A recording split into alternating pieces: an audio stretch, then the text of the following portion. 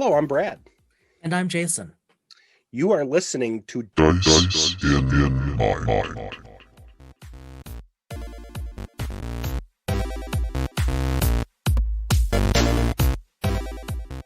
we have, I think we've mentioned this before, but in many ways, we have selfishly got to meet and talk with people that we would have wanted to talk to anyway, but Oh, probably wouldn't have had a chance if we didn't have this podcast. true and Um, true. and so, even if our listenership isn't thousands a day, we still, first of all, we still enjoy doing this Yep. like nothing.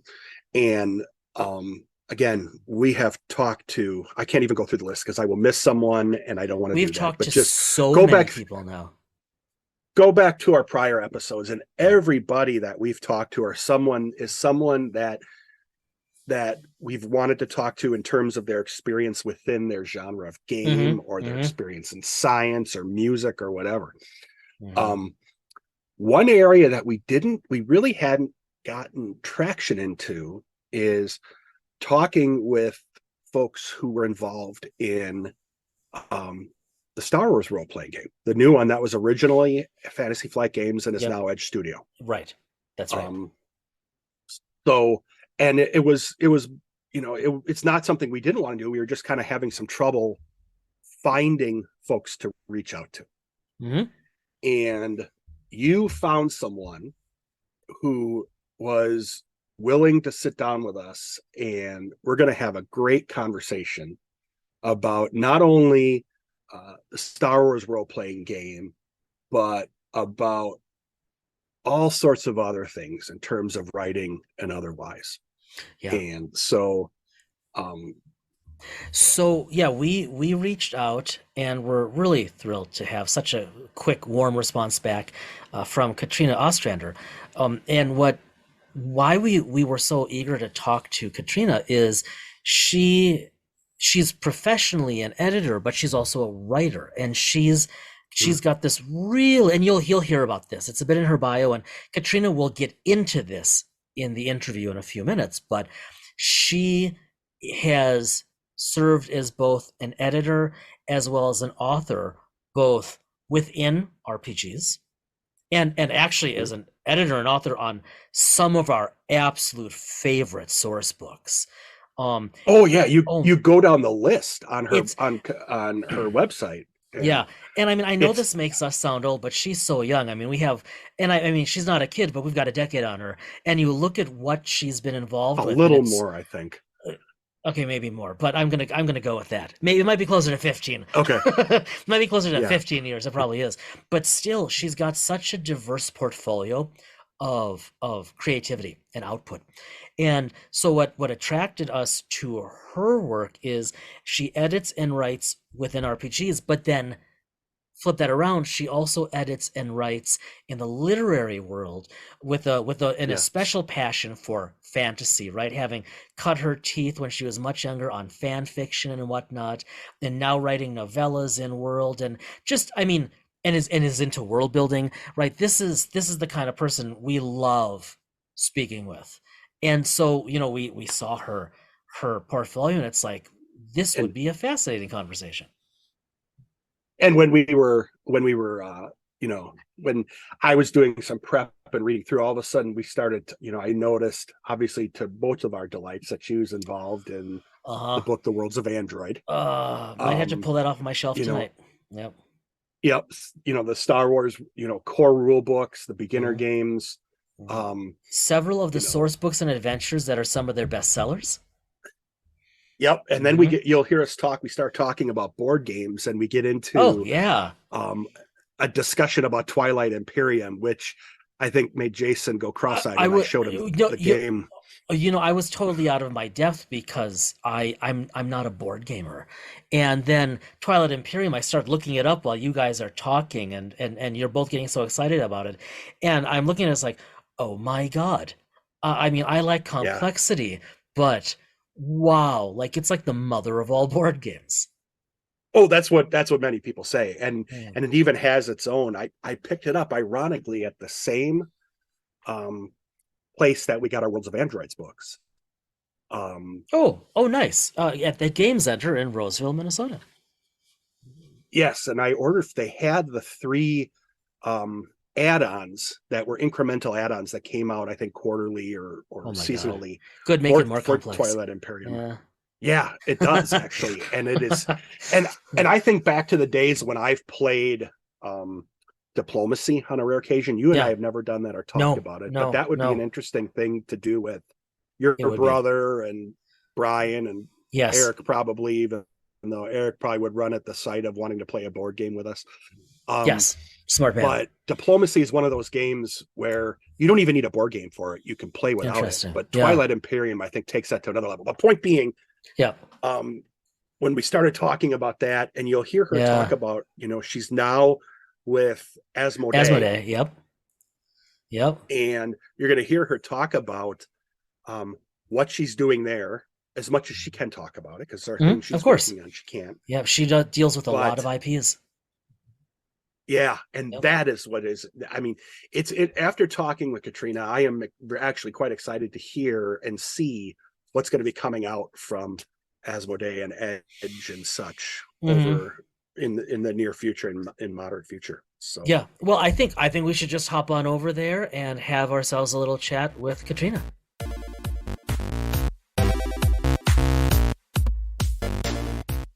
Katrina Ostrander has served as editor for over a dozen media tie-in novellas, spanning multiple genres including cyberpunk, fantasy, Lovecraftian horror, and science fiction. She has worked with emerging writers as well as New York Times bestselling authors. As the creative director of story and setting with the Asmodee franchise development team, she oversees the internal and licensed development of the company's proprietary IPs.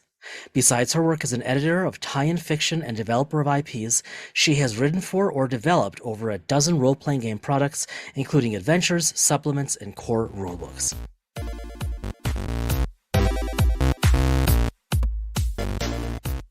So, Katrina, thank you so much for joining us today. Just, out on, if people, we've already talked about it already, but at katrinaostrander.com, you have, in effect, it's a CV of all the stuff that you've worked on. Yep. And you go out there and, Jason, you and I were going out there, oh, cool, we got to talk about that. Oh, cool, we got to talk about that. We don't have enough time. Yeah, we don't. So you were with FFG. You're now with Asmodee. And I think I pronounced that right. You did. You think? Awesome. What are you doing there now? It sounds like you were doing something similar before, and now you're doing it at Asmodee. What is it? Yeah. Yeah.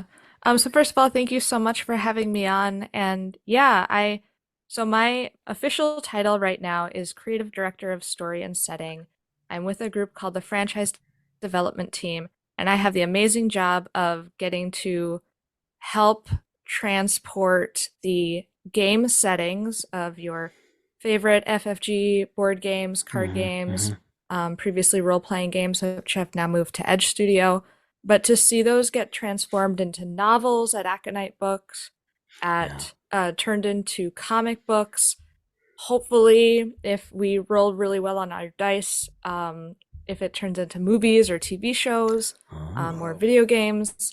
So I have an amazing job where I get to make sure that the continuity looks right, that we're getting the details correct in the stories, that the characters are being represented, their essence is being conveyed in the new medium where they're being expressed. Lots of transmedia projects and also some behind the scenes story planning to see how can we make a consistent narrative across all of these different media. Well, that's fascinating. On that note, you mentioned Aconite Books. Yes. You might have had something come out recently, right? I did.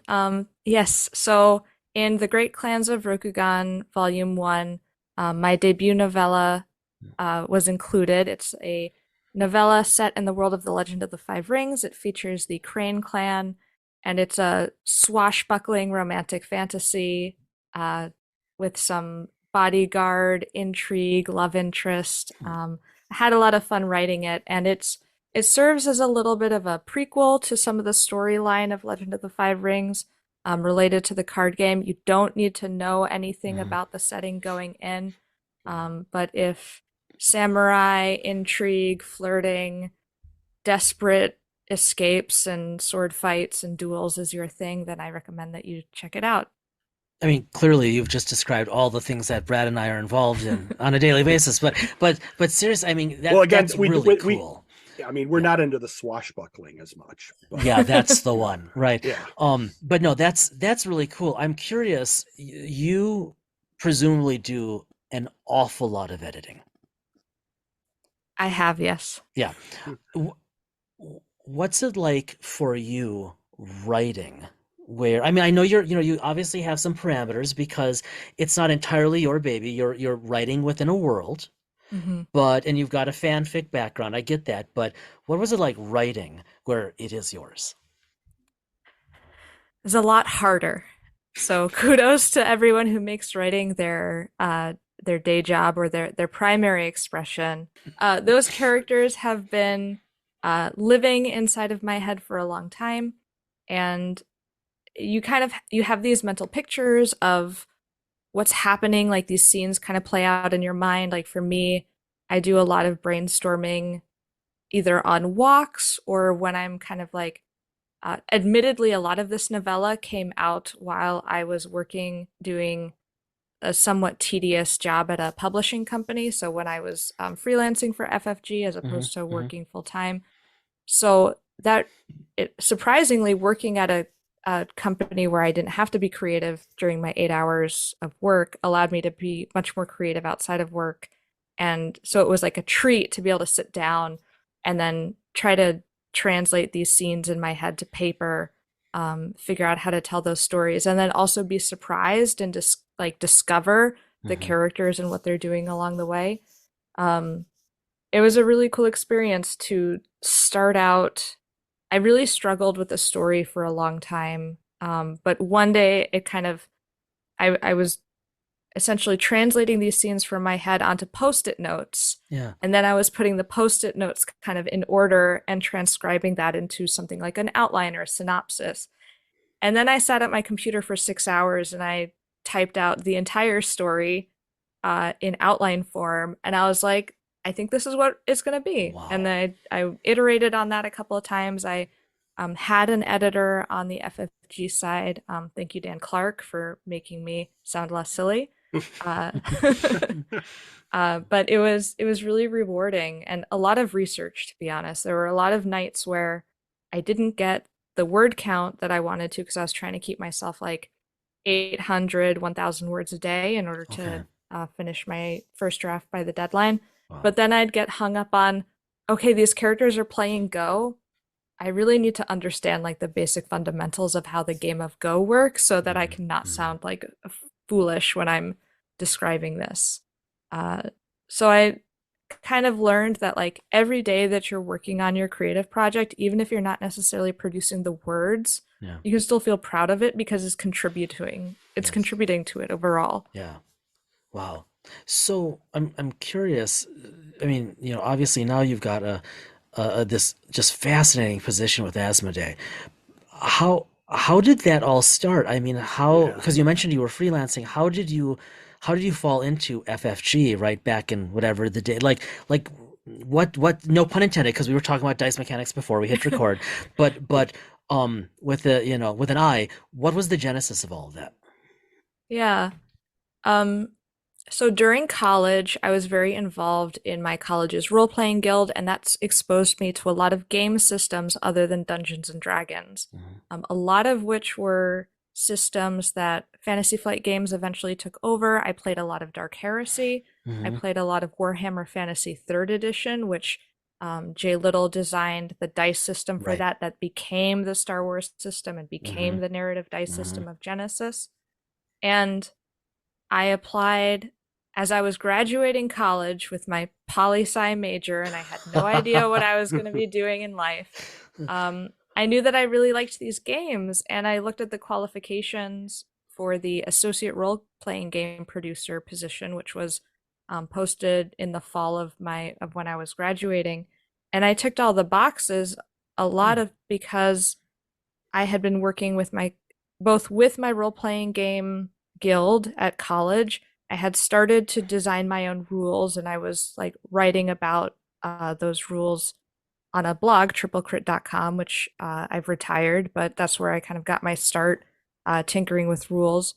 And also because I had familiarity doing editing and doing layout in particular through my college's literary magazine, it was like all Nice. of these extracurricular experiences that set me up to do essentially an entry level RPG position, which I will have to say is like a 1 in a million job. Those really, aside from Wizards of the Coast, Paizo, and Edge Studio, Modifius, I guess there's a couple of companies that have full time staff, but many of them are freelance Right. Right. doing this kind of work. So I managed to get my foot in the door as an associate role playing game producer. I produced several Star Wars related role playing game supplements and adventures. Um, Jewel of Yavin, Beyond the Rim, Onslaught at Arda 1, Lords of Nalhutta. These are all kind of like near and dear to my heart because they I were my first projects. Jason. Wow. And you were what? So what did you do with those? Like for specifically for people who don't get how this all works. Yeah, so I would say that what I was doing was developmental editing, Okay. and that would mean figuring out the basic premise or what we wanted out of the book, what would make it, what would be the selling points of the book, Yeah. matching that premise with a freelance writer who had the skills and interest to do a good job with either the Yeah. adventure. For example, it would start out like, we want to do a heist on Cloud City, or we want to do Hoth, a Battle of Hoth style, battle and escape um, for the Age of Rebellion system, those kinds of things. Hmm.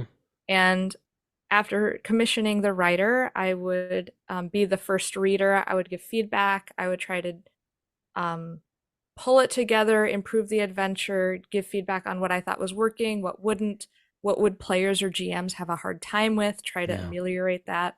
And then after a couple of iterations of this draft, send it out to playtesting, take that feedback into account, and then make any final changes before laying out the book and working with copy editors Yeah. and proofreaders to make sure that it was clean. That that's really interesting. That just to learn about how that works. And man, I mean that's what you did out of the gate with Yes. FFG. I mean, that's a Wow. heck of a thing. I mean, first of all, I have a bunch of those, right? Because you just listed some of the, I mean, clearly best-selling, most popular Edge of the Empire supplements that they created. I mean, those are some big supplements, right? They're very well known and fascinating story. I mean, those are so much fun. I know. And part of me feels like I was 23 years old. I was completely unqualified to be doing this work. Um, but I was really cutting my teeth in the RPG industry in that time. And luckily, I had um, colleagues in my department who had been doing it for longer. Mhm. Sam Gregor Stewart, Andy Fisher, Max Brook, fantastic people that I got to work with that really mentored me and helped me do the best job that I could. But also, I was grateful that I was working with such talented writers. So, Yeah. folks like Sterling Hershey, Jeff Hall, lots of people whose names I'm forgetting, but Hmm. have really contributed to the Star Wars canon, or the Star Wars legends, I suppose. Yeah. Um, so I had a lot of help along the way, but I learned, and it was after working on those Star Wars adventures that the fiction editor position opened up at Fantasy Flight Games, and my love for most of my life has been reading. And Hmm. I, for a long time thought to myself, I really want to have a career in books or publishing. Yeah. The New York publishing scene was not going to work for me. It just like I looked at the costs of living in New York and how much they paid, and I was like, that'll never. Yep. I don't have rich parents, so that's not Right. gonna that's not gonna be a Right. reality for me. But I was able to take on this fiction editor position where we started to translate board games like Arkham Horror, card games like Android and Legend of the Five Rings into hardback novella formats. Yeah. and my role was similar. I would find authors who would be interested in writing for those IPs, um, work with them on a pitch, on an outline, give them notes and feedback on their first draft, send that around to beta readers and colleagues to see what they thought of the story, and then send that into the world. That's how we got the Android novellas, and Wow. the seven clan novellas for Legend of the Five Rings, one of which I did have the privilege of writing. But Neat. it's a different writer pool for those tie-in novellas. But again, getting to work with some fantastic authors, Marie Brennan, Richard Lee Byers, Dave Gross, and some emerging authors too. It was a real pleasure to work with, Neat. including Robert Denton III and Marie Murdoch, and people whose careers it's been fun to really watch and see how they grow. How do you find, and I don't want, no, obviously we never ask trade secrets or anything like that, but generally speaking, how do you go out and find these authors? Are Mhm. you like researching other things they might have written, and, or if they do, they potentially come to you, or how did that work, or does that work? Yeah, it's a mix of both. So, through networking, my email gets out. People find out, how to get in touch with me, find out what I do, and they'll approach. I've even had agents come through and say, I have an author who really wants to write an Arkham horror novella. Yeah. How can we make that happen? But a lot of it to start out with was looking at who were the big names in tie-in fiction. These are the folks that have written Dungeons and Dragons, Right. Pathfinder, Right. BattleTech, other sorts of tie-in media, and kind of cold calling them with an email. Okay. This is who I am. Okay. This is the company I'm with. Would you have any interest in writing for us? And, sometimes I wouldn't hear back, but sometimes I'd get an enthusiastic reply. I love that game. Sure, I'd love to do something uh, That's set in cool. Arkham Horror. And uh, got to work with a bunch of fantastic people that way. I have a hard time imagining a writer saying no to an offer. I mean, I know it sounds like I'm making a joke, but I'm not. I mean, we've had the good fortune on Dice and Mind to talk to a lot of authors over the past couple of years, and it's fascinating every time. But I don't know that anyone has ever complained about having too much, right? I'm gonna take a couple of years off because I just don't need to write anymore. That's fascinating to me. Yeah, it was mostly having to do with schedules. Like a lot of Oh, folks in sure. the publishing industry, they already have contracts to write 1 to 3 books with these Yeah, other good point. publishers. Hmm. So that was, a major consideration, and making sure that people are being paid fairly and that their time is being compensated, and that the terms are good for them. So Yeah. it wasn't always like the right fit for people at the time. Hmm. Um, Hmm. there's still a couple of folks that I wish that I could have gotten to work with that Hmm. I've never had the chance Hmm. to, but who knows? Maybe they'll write for Aconite and I'll get to read one of their novels as they come Yeah, through for licensing approval or that's franchise cool. approval. So, and never say never. I'm curious. We talked about this a little bit before we recorded, but we mentioned before. Well, I'll speak for myself. I am a major fan of Worlds of Android.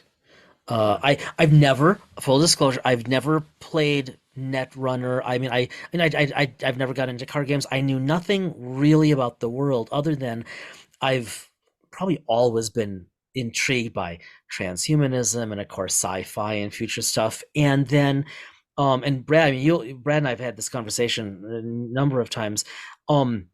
I came across several years ago, probably Katrina, like 4 or 5 years ago, came across Worlds of Android, probably not long after it was published, I'm thinking. Mhm. Hmm. Um, and I love getting these books, but I'm also cheap, and those don't always work well together because it's not like these books are becoming less expensive, Hmm. especially the ones that are larger and done really well.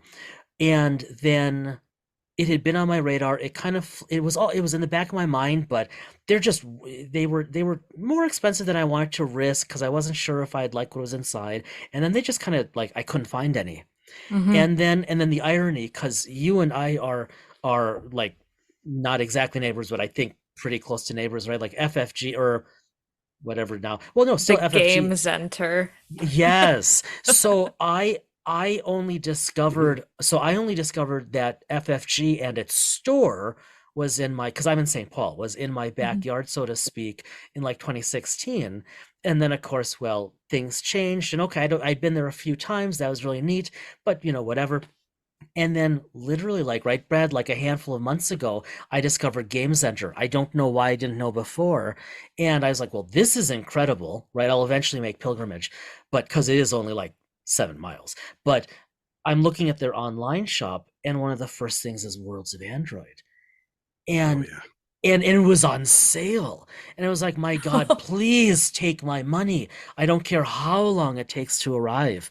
And and man, Katrina, it's well, a few thoughts. It's absolutely gorgeous.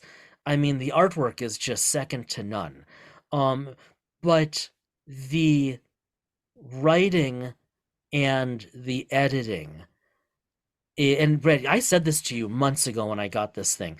Oh yeah. The writing and the editing, the stories, this is a different level of excellence, of professionalism. Like, I mean, I'm just gonna call it what it is. A lot of Thank you. RPG. Oh, but please, thank you. A lot Yeah. of RPG material, even the best source books from the best publishers.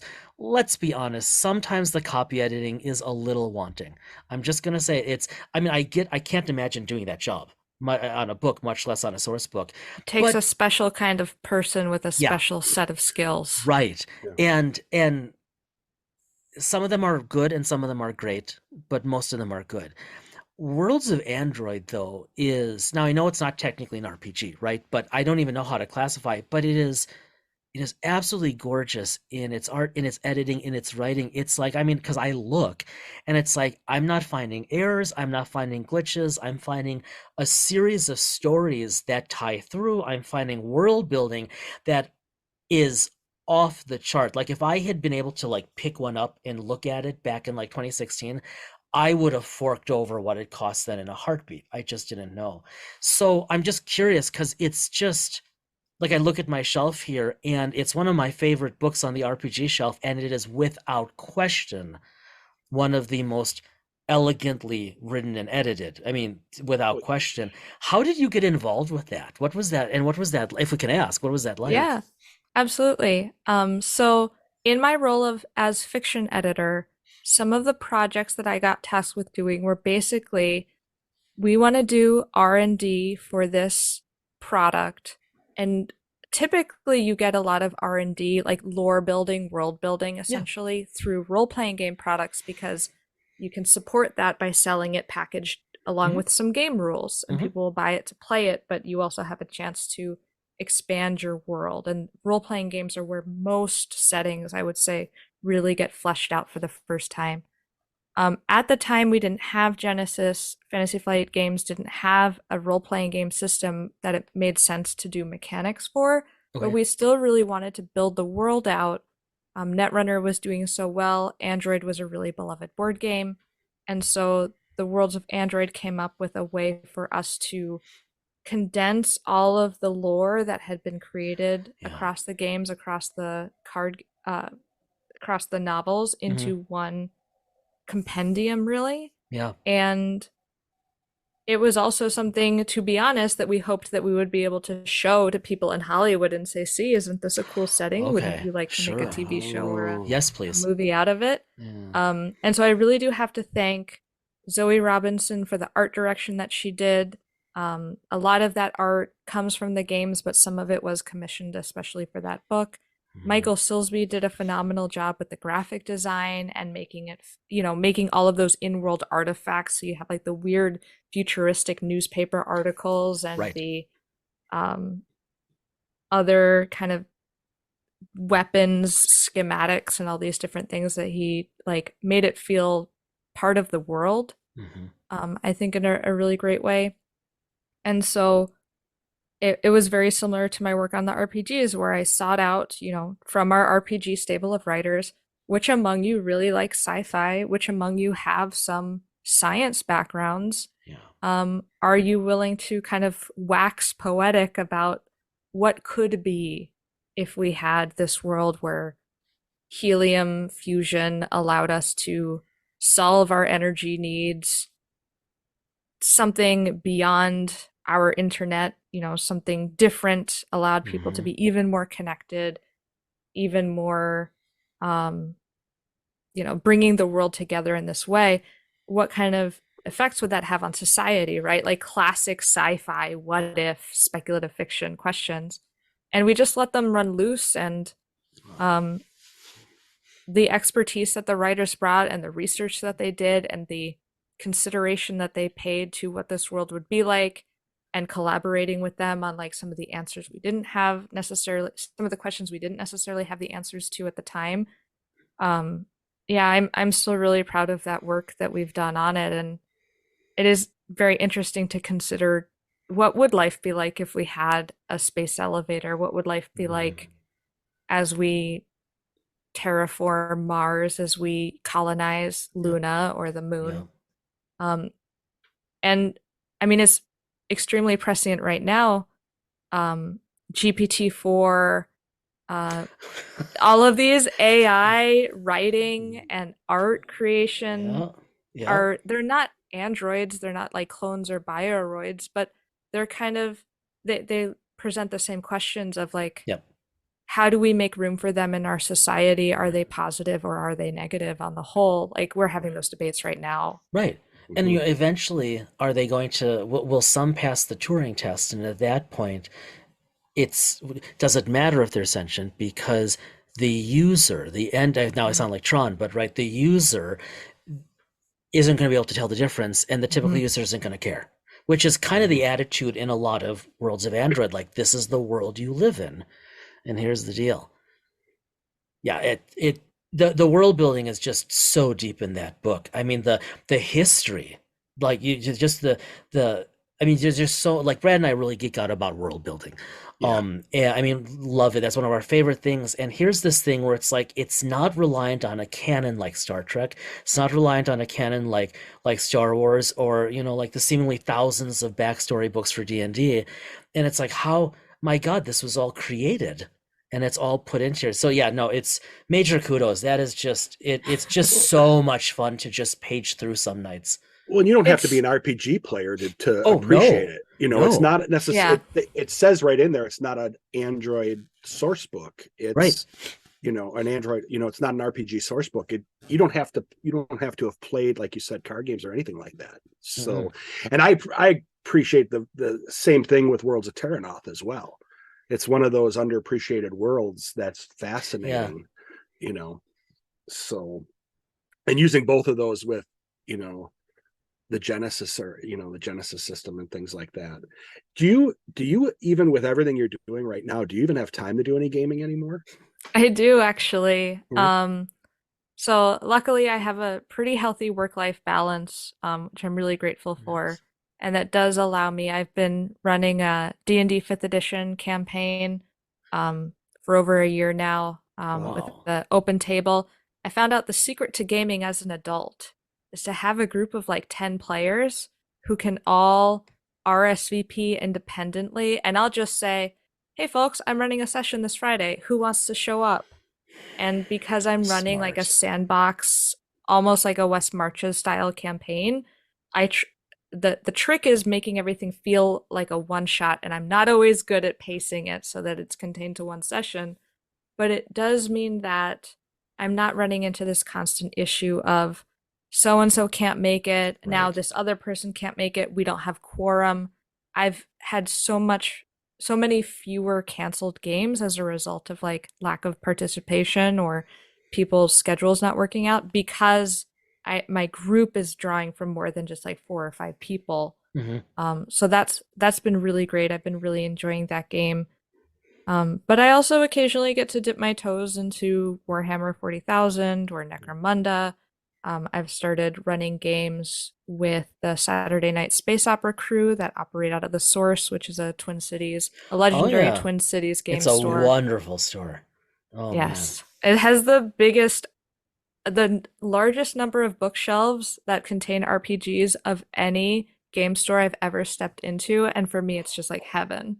I love their wall, right, on the east Yes. side of sorry, south side of the store. I I just well, because I'll if I go, because Brad's in Milwaukee, I'll typically text you when Oh I'm yeah. there, and sometimes I'll Yeah. send you pictures because it's the only place I know of where you can browse Mhm. what's out there, and they do a good job of getting, like you mentioned, some of these games on your website. They do a really neat job of getting indie books out there too. Yes. Not just, I mean, if you want D&D and Pathfinder and Starfinder, I mean, they'll have everything. But then they have everything else that you maybe haven't heard of.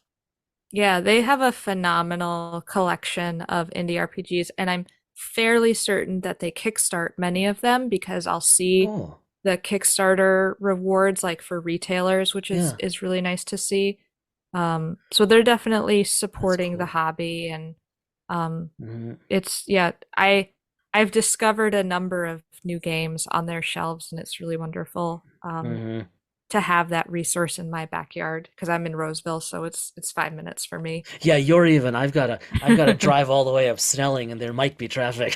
Mhm. Yes. That's funny. That's See, I wish we have gaming stores here, but there are a yeah, lot you of, do. and again, they're very good ones, but they're Yeah, really you do. But focused on card games Hmm. and board mhm. games and all that, which are great.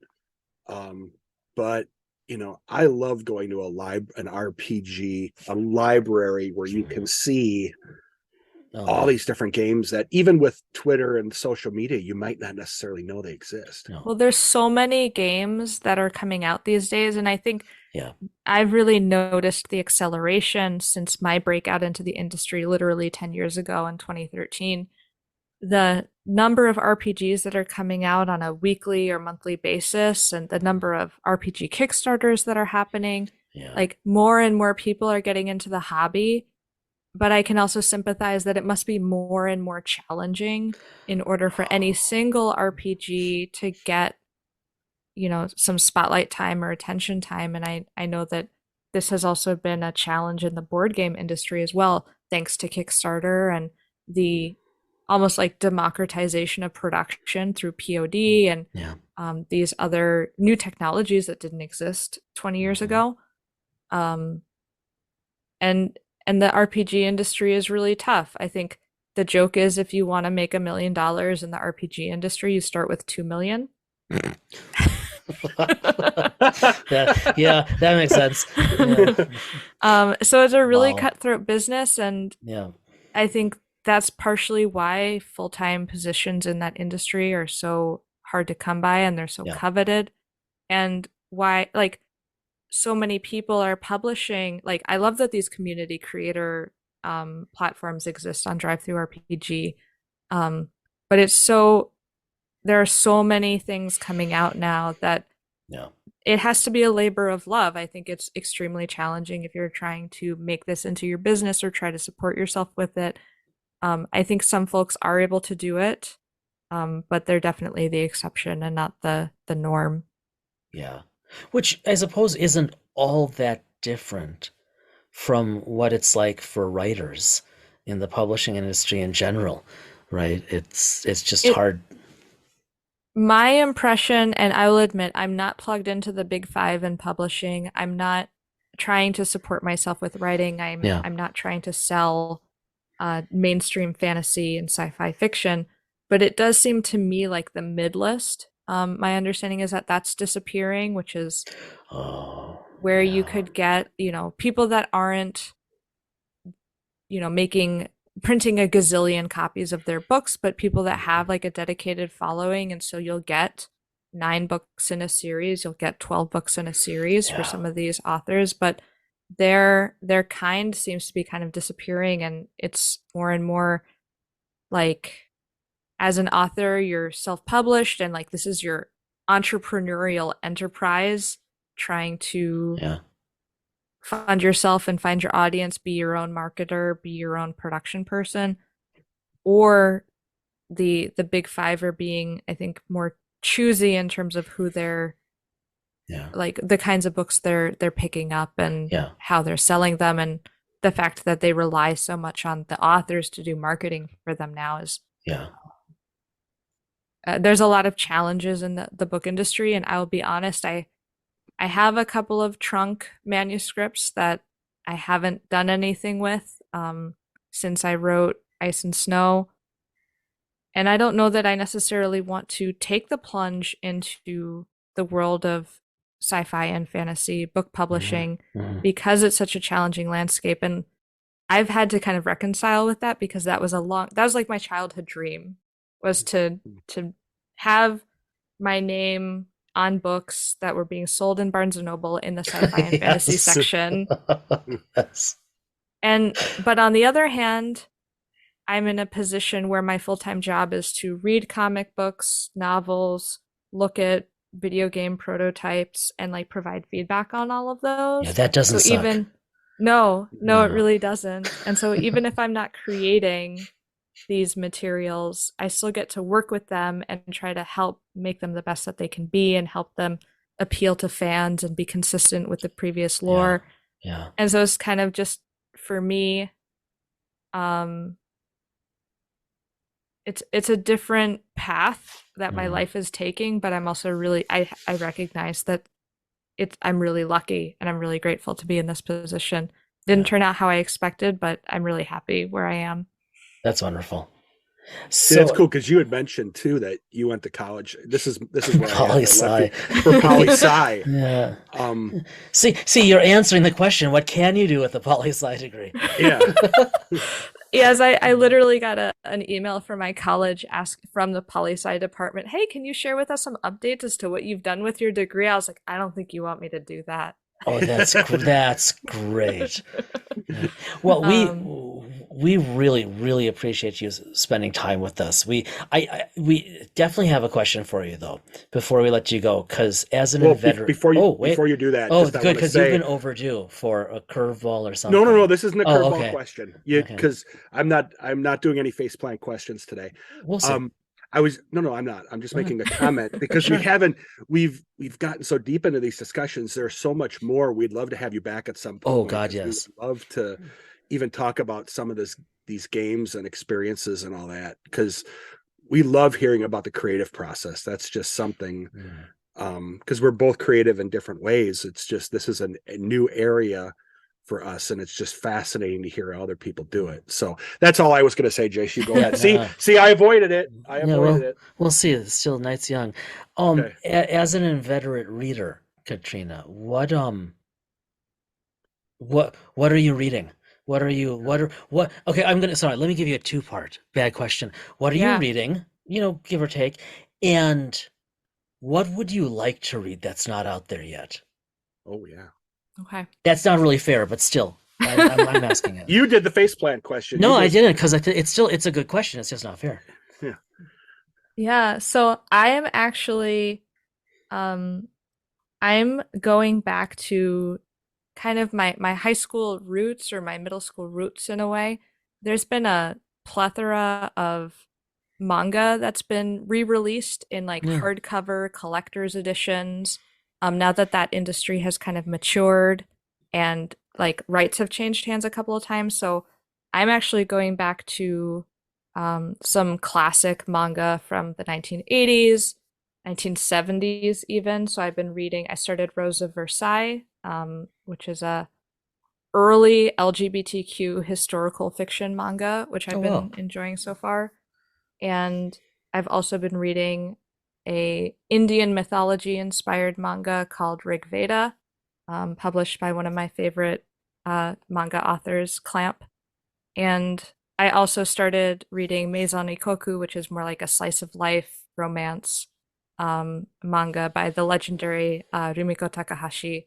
So by using my local libraries and occasionally splurging on some collector's editions, I've been kind of reading the manga that I had known about as a high schooler, but either like you couldn't afford it at the time or it wasn't translated into English at that time. So Hmm. I was like going down to New York City. I grew up in New York, so I would go down to New York City, go to the Japanese bookstore, Neat. and get like the Japanese language edition and like try to parse through it or find like translations online. So I've that's what I've been doing most recently. But in terms of what I'd like to read, that's much harder because I feel like my to be read stack and my Kindle is already overloaded with Yeah. like hundreds of titles that I want to read that I like think are So for me. so what okay, so how about instead just what are for you interesting things on that list? What's coming for you, do you think? Okay, there's so many that I have to kind of take a breath and Her remind desk And myself. probably we're both the same way. I mean, yeah, I'm Jason doesn't Kindle, but I I'm do. thinking But when Katrina's you know, looking at her desk, I imagine like a Picard-esque tabletop with all Got these my pads everywhere. Okay, so one thing that I did pick up recently, Ben Aronovich wrote started with Rivers of London. It's I think the best way to describe it would be Dresden Files, but it takes place in London, and the wizard in oh, question is still an apprentice wizard and learning how to do things, and Oh, he works for the interesting. police instead of being a PI. Huh. So I have a couple of those books that I borrowed from the library that are on my to read list that I'm very excited about. Um, yeah, just scrolling through. Man. All right, so the other thing that I've been trying to get to is I've been trying to read more classics. So Dracula, Phantom of the Opera, oh, um, War and Peace is on my to read list, Mm. oh, admittedly, Wow. because the BBC miniseries was so fantastic. Um, I've never seen that. it's it's like a 6 episode thing. It's really good. I mean, I come from a background of like just mainline like costume dramas, like period romance pieces to me. That's like I love Yeah. that stuff. Give that to me all day long. So it's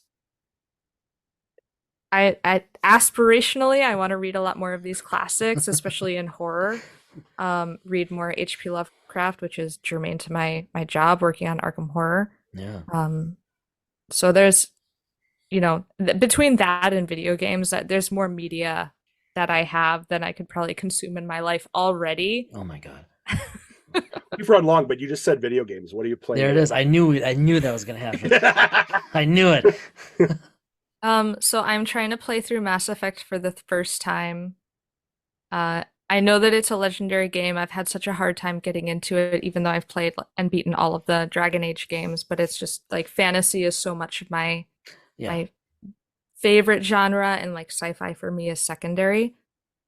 Um, Otherwise, I fell into Dwarven Fortress pretty hard when that came out Oh, in December, and then with the recent, I think Steam just had a sale of Tiny Tina's Wonderlands that I picked up, and the humor is so on point for tabletop gamers that is just like really charming and delightful. And I played Borderlands way back in the day, but it's really fun to kind of come back to like shooter looter, let's do this. But the comedy, which in my opinion, comedy is the hardest writing to do well, is just so on point. I'm really enjoying that so far. I'm going to try to drag my husband into playing that with me co-op. We'll see how that goes. Nice.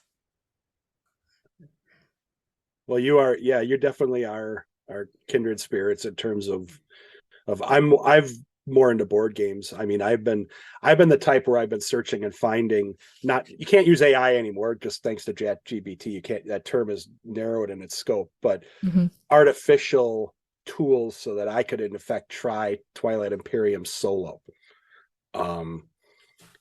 Yeah, she's got the eye. She knows what Twilight Imperium is one of my favorite board games. So have you gotten to play it? I have not. I picked it up for the first time. I picked it up during a sale in December. So I've done other, board games like Axis and Allies, and Mhm. I was a big fan of the Firefly board game and all that. But when I saw Twilight Imperium and the expansion come up, it would sit in the gaming stores up on top, and I love those big giant all-encompassing games. Mhm. And you need, Jason doesn't know this as well as I do, you need at least three is the Yes. minimum to really make it worthwhile. Yep.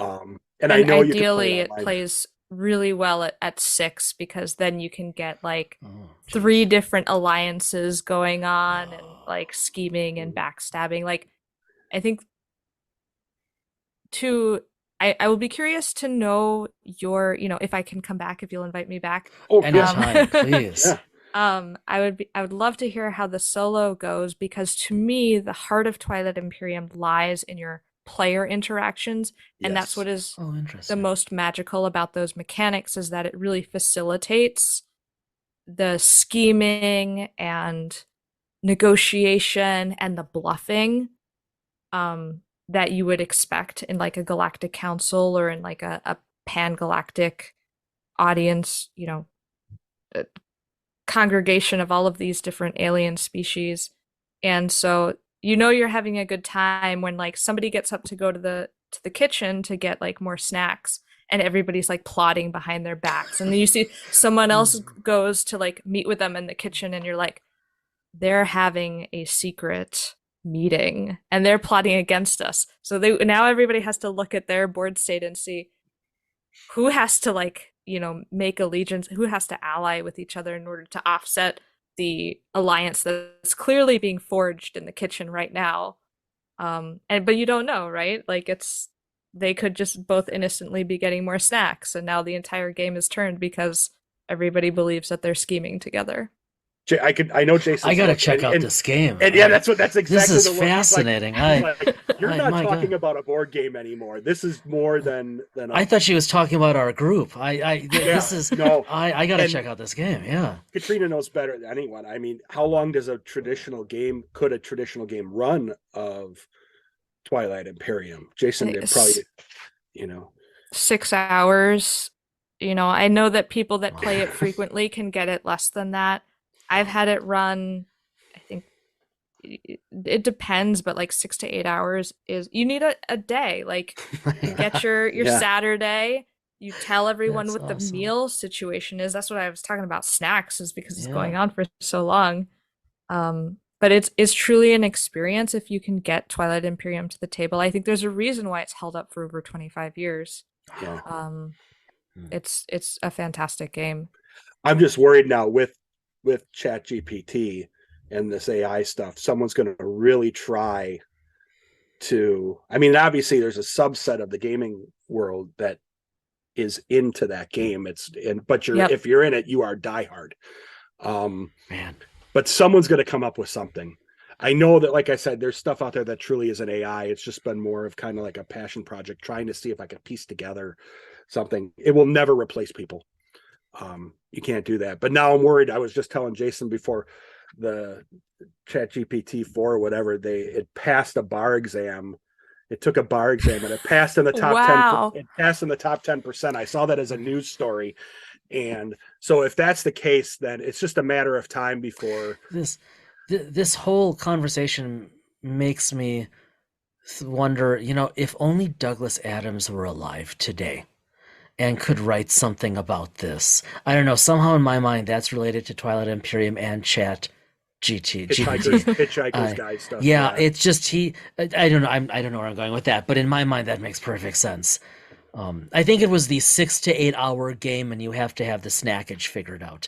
That in Chat GPT, there was a whole other short story involved. I showed you the box. I mean, the box is. I'm gonna have to investigate this. Yeah, I think when I come up there next, Yeah. I'll bring it along so you can actually see how robust and deep it is. Yeah. But we've actually kept you, Katrina, like probably a half an hour longer than we had really anticipated. Or Thank you so scheduled much with for you. spending time with us. Yeah, Absolutely. and we do have to have you back because we could talk about we would love it. We could talk about Mhm. other gaming stuff. Maybe stuff comes out that we could talk about in the fantasy world. There, just based off of your interest and experience, we could have you probably on once a month just to try to keep Well, up with. Don't threaten her. I mean, Yeah, I'm sorry. That just sounded. I just probably went to creeper land with that. So. Oh no, it's all Don't good. worry. I live out of state. You have nothing to worry Yeah. about. But there's so much to talk about. Even Yeah. just geeking out over editing and the stuff that is involved with that. Because I mean, our impression is that a lot of people would like to hear that stuff. I mean, it's peeling back the layers of the onion of this fascinating industry. And it just, I don't know. I think it makes me appreciate it all that much more. Yeah. Yeah. So thank you so much. Absolutely. Thank you so much for having me. It was great to chat.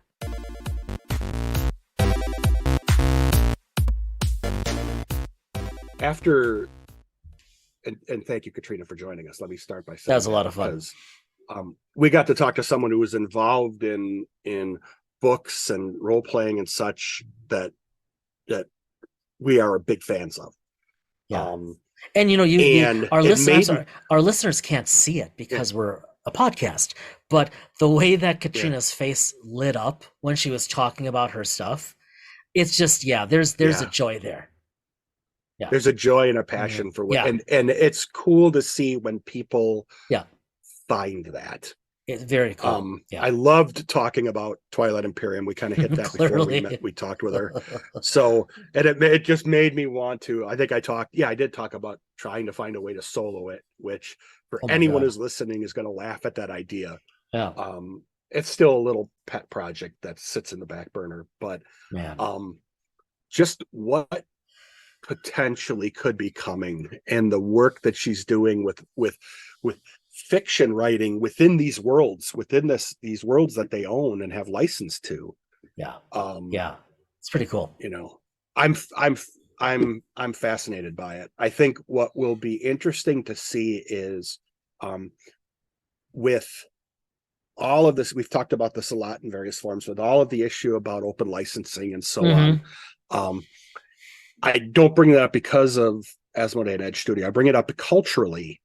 Because I think this is an opportunity, and you're starting to see some of these game companies be really innovative and ambitious with their releases. So it's going to be exciting to see what Asmodee and Edge do over the next 6, 12, 18 months. Oh, I mean, I agree. And I think toward that end, or maybe, I think toward that end, or at least related to that end, I think, you and I have talked about this ad nauseum off air, Brad, but I suspect there are a lot of us out there in RPG and RPG adjacent land who are simply curious, what's Asmodee's next step, right? Ever since Fantasy Flight Game became one of their holdings, and now you have Edge Studio, it's clear some things are continuing, other things are coming back, but what's going to come? They're such a large company, they have so many resources, and we didn't get into any of this with Katrina, but nor would we have. But I know the two of us, we have lots of questions about, okay, how is Asmodee going to move forward with these IPs, including their own, and what will they be rolling out? What updates, what revisions, what new canons? It's a neat open question. And I don't want to sound patronizing, but I will say, if the team there, the company has people creative like Katrina on the team, then they're in good hands. They're in very good hands. I really do. It's time for the GM Corner. I'm going to give you 3 words. 42. Oh, sorry. And I want your visceral response. Don't think about it. Okay. Just your visceral instant response. Okay. You know what the 3 words are going to be. Star Trek Picard. Oh, of course they are.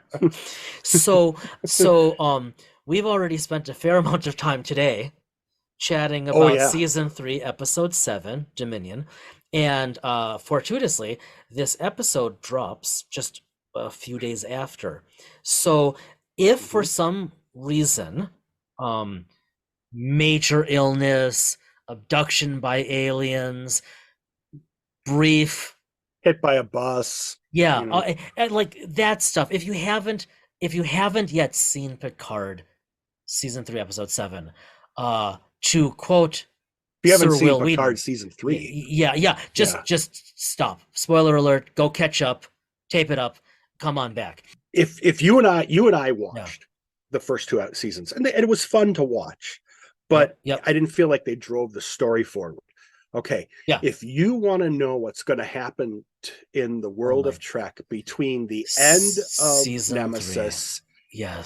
and The 25th in century. the 31st yeah. century of Yeah. Discovery. Yeah.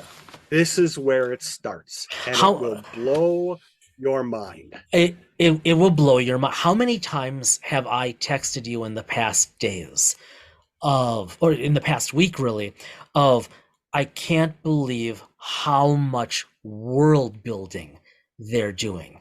I mean, I've Oh wanted to yeah. play Star Trek Adventures badly, before, but I think I've texted you daily for like a week or two, like, we got to play this. I mean, the Yeah. well, you said it best. This is it. This is This is this is it. this is driving. I think I mentioned this to you earlier. This is driving the story forward Oh, within a franchise oh, better than, I hate to say it, better than Star Wars has done. oh, yeah, And yeah, even better, I would say, that Marvel's doing right now. This is, if you were a yeah, TNG fan, if you were a DS9 fan, yep. even if you're a Voyager fan, and I don't mean that to minimize Voyager, I just mean that maybe you like that more than the other two series, you have to watch this. Because Even I don't know if how many times you even and I if have both said, boy, that we teared up. this is just so good, Brad. This is, I mean, and you and I have talked about this. Like, this is not a situation. This is not a case of it's brand new. It's the best thing ever, right? No. This is especially not after 2 seasons of Picard. Like, I truly loved season 1. I thought the episodes ranged from excellent to good, very good. There was a bit of a dip in the middle. Um, uh, Season 2, beautiful acting, neat story, didn't really in any way contribute, in my opinion, to canon, whatever, that's fine. Mm-hmm. But season 3, it's even Enterprise, Brad. If you Oh, yeah. they haven't said much, but there are characters, there are callbacks, there are ships, like the rebuild of the NX-1 Mm-hmm. is at the museum. You never see it up close. They never address it, and it's not even in Enterprise, but it was beta canon that they have now made canon. It was Star Trek Online canon. Yes, thank you. You So know? it was a lot of STO is going, and then STO, like, Thomas Moroni, who graced us with his presence. I still go back to that conversation and his Mm-hmm. talk about designing these ships. So much STO is showing up, and then the people at STO are then releasing more imagery to help fans see these ships that are becoming canon. Brilliant. And I have the NX refit as one of my There you ships go. within STO. So it has Mhm. it's like a mini Enterprise. It's actually very cool the way it was designed. Interesting. And I was watching someone live streaming Star Trek Online today, and they were in a storyline that I haven't played yet.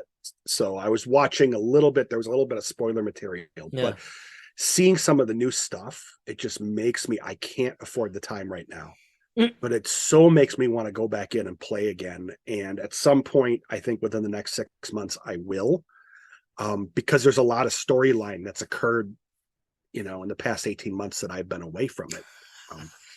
So, and I want to get the USS Invictus out of space dock, and There you go.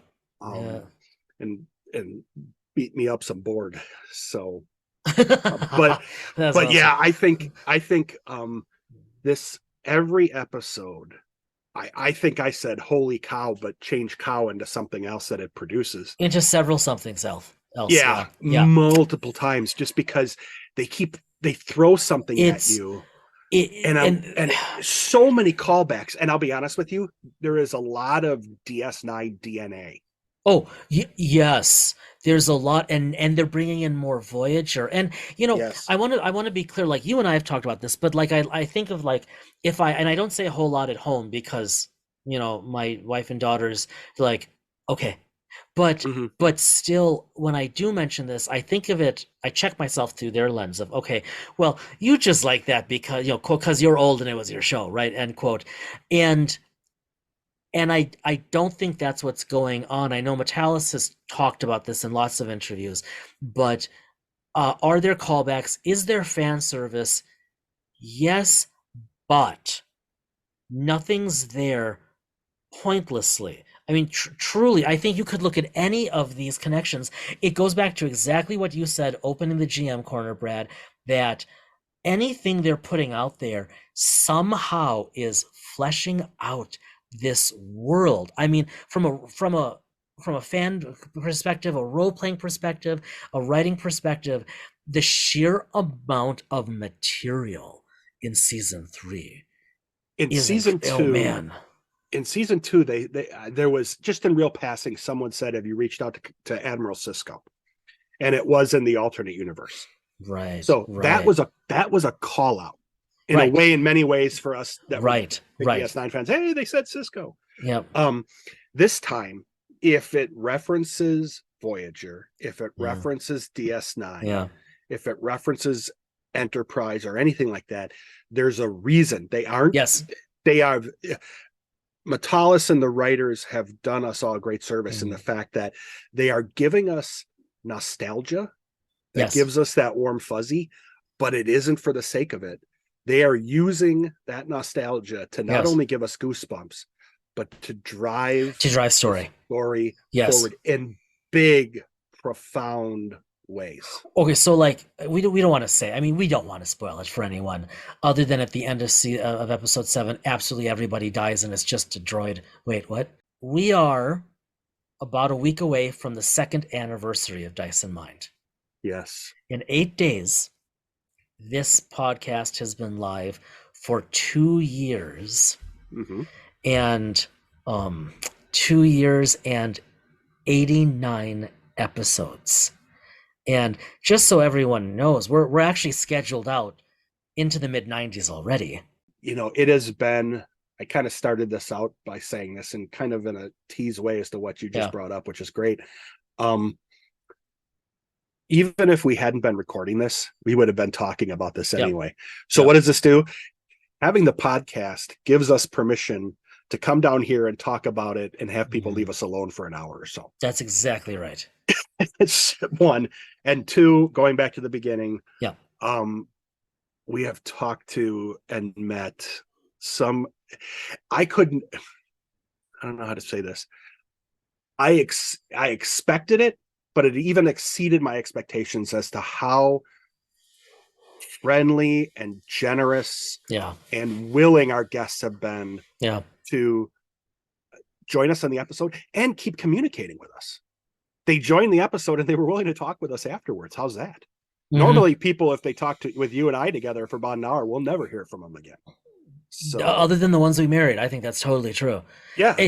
But you're peeling back that fourth wall. I mean, you're right. It is a rare guest, truly rare guest, where we don't spend time chatting beforehand, and then after we hit stop on the recording, we've sometimes gone for another 20, 30, even 40 minutes just chatting.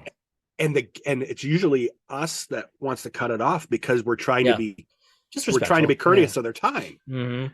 But almost all of them have been willing to sit there and chat with us regardless, because we talk about things that they are passionate about. And it's things that, and we are learners, we are students listening to these folks. Yeah, that's right. Talk and tell their stories about their creativity and everything. And it is fun to be a student in this. Yeah, beautifully said. Before we call it, let's talk about brand building a little bit. I think we're contemplating some changes. We've talked about this in the past. We haven't said much lately. We really want to roll Dice and Mind out to a broader audience. We want the podcast to be more accessible and more interesting. We're not doing anything for the 2nd anniversary of Dice and Mind. We're more interested in changing some things up around our 100th episode mark. So later this year, we've been working on some stuff in the background for a few months already, and we have a bunch of ideas, but plan as we hit that 100 episodes mark, there are going to be some changes, I think. We want to evolve this episode, evolve the podcast, evolve the brand, and we're 2 years old now. It's time to mature a little bit. We know where we're going and where we want to go. And there's stuff that we've been working on, and honestly, it's on me, and some of those things haven't progressed as quickly as I wanted, just because I'm in a job search. By the way, if anyone needs a project manager, let me know. Yep. But that being said, I do have time that I haven't had in a while, and have been working on some things much slower than I'd wanted. But I think the things we want to do in the next 12 to 18 months align with our areas of strength. Yep. And Well said. I think would allow us to provide. We're trying to communicate in other ways besides just a podcast. We really appreciate Katrina, you spending time with us. It was such a neat chat. It was so eye-opening for us, especially just hearing about your varied experiences in the industry and just all around the industry. As always, we have a number of interviews coming up with people who you're really going to want to hear from, and the list is growing in terms of those who we seek to ask. Brad, I haven't even shared with you some of my ideas of whom we should have in the near future. So we'll start talking about that too. Awesome. Yeah. Awesome. As always, be well, stay well. We will see you in a couple of weeks.